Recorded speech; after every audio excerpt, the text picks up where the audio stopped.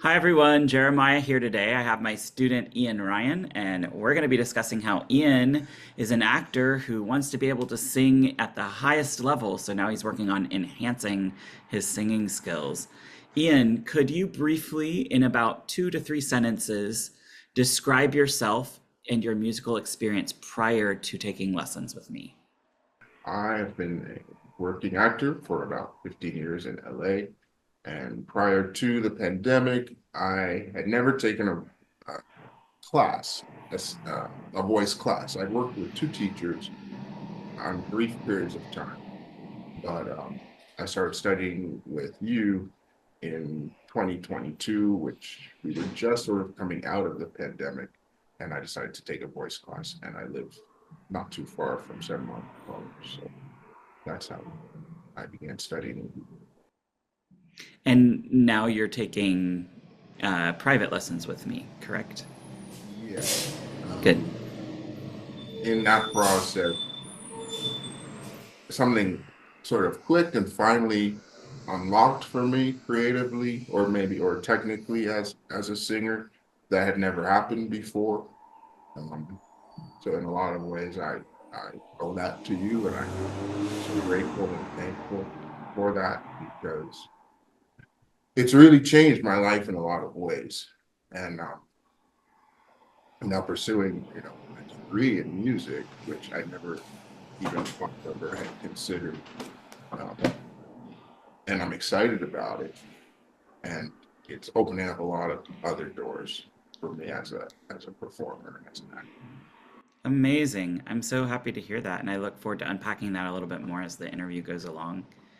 How long had you been singing? Like, would you say a few months, a few years before you decided to take lessons with me?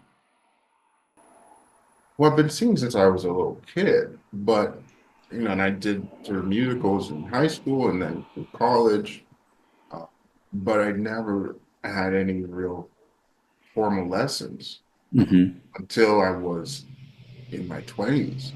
And then they were again maybe 4 months, and then, you know, 10 years after that, I did maybe 6 months. So, So um, you really hadn't had like a consistent structure of feedback and accountability in your life with regards to no, singing or a progress. It was sort of, progress. just these sort of chunks. Um, So, what made you start taking lessons? Was it that you wanted more progress? Was it that you like what made you what was the impetus for you to take singing lessons? there were two. One was that it was sort of the one area I had never really I knew I hadn't put enough time into. And I knew it was a skill that I had and that it was sort of untapped. Mhm. And I finally had the time. That's maybe a blessing that came out of COVID. I had the time. Um, and so that was one reason. And opportunities were starting to present themselves to me, for Hmm. productions in New York, for shows that were touring. And I knew that I wasn't ready. I didn't feel ready. And So so I you wanted didn't opportunities were knocking, but you didn't feel ready vocally. right. Right. Hmm. I could have That's an gotten through them, and there were some Mhm. that I did get through, but I knew that I wasn't really ready yet. Right, right. And you want to feel confident and you want to feel ready when you do something like that because it can be a lonely road once you're on tour. You're on your own. Yeah. Right. So And it's not going to good. be that time to kind of plunk things out on us. I Right. mean, you can do some of that work, but you don't. There's learning on the job in when you're doing music. Learning how to learn on the job is different than learning the content that you need for that show. That's a different thing. But if you're behind on the skills themselves, that really creates an added barrier. So kudos to you for recognizing that and going for it. And I really liked what you said about the pandemic too. Um, One of the pieces of music, I don't remember the exact piece that we were working on, and I don't think it was us, but with a student had something about taking the time. Time we all have. We do. We all have it. It's about taking the time and saying, I want this with my time. And it's really clear to me, having watched you kind of grow over the last few years, that you've taken back control of your time and decided, I want to use my time for this. And that's a really key ingredient to your success. So kudos to you. I want to talk to you a little bit about what were your goals in taking lessons? Did you have any goals other than being prepared? Like, did you have specific goals or things that you wanted to accomplish in singing lessons? Um, I guess I did want to have the capability that if I'm presented with something, a piece of music that needs to be prepared in a week or 5 days, that I would have the faculties to do that. So that was definitely a goal because things like that were happening. And of course, I could find an accompanist and play out the melody and learn it and blah blah blah blah. But I still was not really honing the skills as a singer to not Hmm. just sing it, but really, really give it everything I possibly could. So we do know there is some amount of it that's just innate talent, but then there's also technique. And I Hmm. did not have real technique that I could be conscious of and consciously call on and bring Hmm. in when I needed to. Yeah. So I wanted to have that ability. So I hear you saying you wanted to have the ability to practice efficiently, Mhm. so that you could learn more quickly.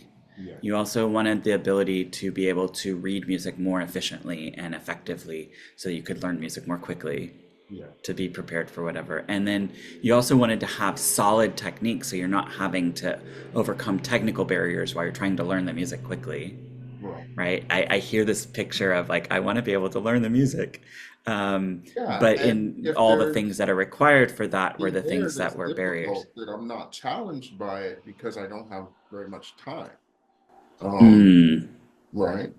yeah. Because even when we work together, we always will see, we can have one whole section. There might be two or three bars that are just a little trickier, right? Um, and that can make all the difference, is sort of knowing how to tackle that. Hmm. Yeah. So that's really great. You bring up a specific example of having two or three bars that we work on, and you walk out of that lesson feeling what from that experience? Like I know what I need to do in order to work through that so that it Mm. so that it feels natural and that it's not anything separate from the rest of the music, Mm-hmm. which is often how it feels at the beginning, because you may have some big brackets around it, right? Or a big circle around it, knowing Mm-hmm. that this is, a problem area or an area to fix. But I now sort of have those tools, or I'm Mm-hmm. gaining those tools because there's still more to learn. There's always further to go. Um, so I'm now gaining those skills that I can do that in the lesson, or once I leave the lesson, I can continue to do that on my own. Awesome. Do you have any frustrations that come in along the way as you're trying to achieve your goals in the lessons? Um, it's a big commitment. I think being a musician is a big commitment. And I realize now I am a musician. I never knew it. Thank you. And there are many musicians in my family. I just had never claimed it officially. Mm-hmm. um, uh, but it's a big commitment, and you have to really accept that and honor that. When you said about taking the time, that's a big part of it. And even as a music student, and specifically, I remember you told me as a performance major, that has to be my priority. It doesn't mean the theory doesn't count and the musicianship doesn't count or the piano doesn't count. but it can't supersede your performance. It can't be more important than your instrument that you're developing and growing. Hmm. So that's been a bit of a challenge, um, which we've talked about quite a bit. Yeah. So I hear you talking about the challenge for you is like the whole package of becoming better because like I've alluded to, you're not in voice lessons, we're working primarily on technique, but we're bringing in other things like musicianship, like being able to read music and to hear music and to understand how music is structured, right? Those are the things that you're learning when you take piano classes or lessons, or when you're taking theory classes or lessons. And we bring some of that into the voice lesson sometimes as it's pertinent to Right. your learning process, right?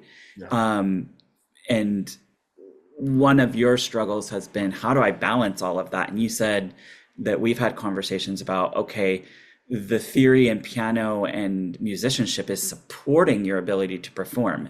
And you don't want to ignore it, but you also don't want that to consume your life so that you don't have time to practice.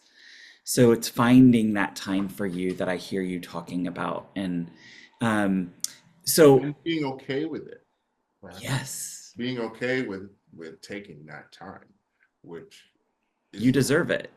well, I think so. Yeah.